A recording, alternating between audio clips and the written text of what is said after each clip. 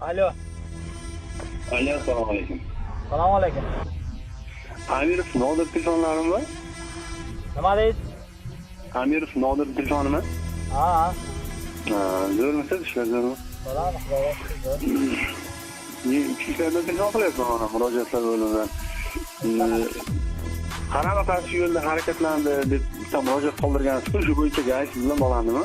Ko'rib ham bermadi, bog'lanmadi ham aka. Men birinchi marta murojaat taylaganimda o'z boshiga yopib yuborgan aka. Yerga deydi, qarama-qarshi harakatlanishga jarima qilib bo'lmaydi deydi, birinchisiga aytadi. Birinchi marta murojaat qilganimga meni nechta o'g'aynimni sonish bilishimda qarama-qarshi jarima qilgan-ku gaylar, bo'ysin gaylari. Hali ispotigacha qilib berdim, kelib haqoratlab so'kib ham ketgan, ispotigacha video registratorimdan qo'yib berdim, gaylar so'ra ko'rmadi aka. Bo'ldi, tushunarli. Rahmat sizga. Mayli. Videoni ko'rgan bo'lsalaring, ushbu Cobalt avtomobili menga qarama-qarshi harakatlanib kelib, yana yonidan yo'l berib o'tkazganimga haqoratlab so'kib indamay ketib qolgan. Men bu bo'yicha Boysun tuman ichki ishlariga murojaat qildim. Boysun tuman ichki ishlari ko'rib chiqib, Cobalt avtomobili qoidabuzarlik sodir qilmagan deb murojaatni yopib yuboryapti.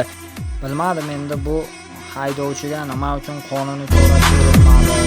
Men ichidagi mashinamning ichidagi odamlarimni etib, guvohimni etib, haqoratlaganini isbotlab berib turib ham unga qonuniy chora ko'rilmadi.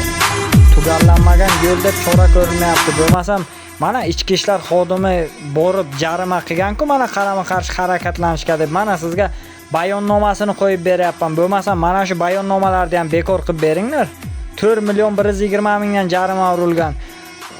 Borib 50% chegirmasiga borib to'langan-ku, mana shu nechta haydovchi to'lagan. Nima uchun bular jarima qilsa qonuniy, lekin biz menday murojaat qilib borsak qonuni ko'rib chiqilmaydi. Hurmatli ichki ishlar xodimlari, yo'l patrul xizmati xodimlari, qonun hamma uchun barobardir. Qonuniy chora ko'rilganiga, murojaat qonuniy yopilganiga mansabga muvofiq bo'lardi. Hamma haydovchilarni ham tonish bilishi yo'q. Ichki ishlarga ishlaydigan, gaiga ishlaydigan tonish bilishi yo'q. Qonun hamma uchun barobardir. Sizlardan iltimos qilamiz.